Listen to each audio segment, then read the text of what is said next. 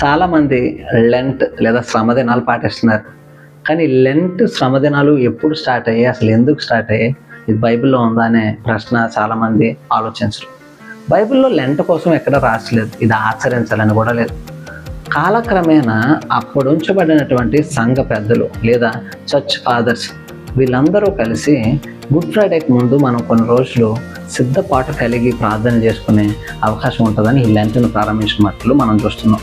40 days ఎందుకు పెట్టారని చూస్తే యేసుక్రీస్తు ప్రభువారు తన పరిచర్యకు ముందు 40 రోజులు ఉపవాసం ఉండి ఆయన ప్రార్థించి సిద్ధపడినట్లు మనం చూస్తున్నాం. మోసే 40 రోజులు ఉపవాసాన్ని మనం చూస్తున్నాం. ఏలియా 40 రోజులు నడుచుకుంటూ తన ప్రయాణాన్ని కొనసాగించినట్లు చూస్తున్నాం. ఇశ్రాయేలీలు 40 సంవత్సరాలు అరణ్యంలో నడిచినట్లు చూస్తున్నాం.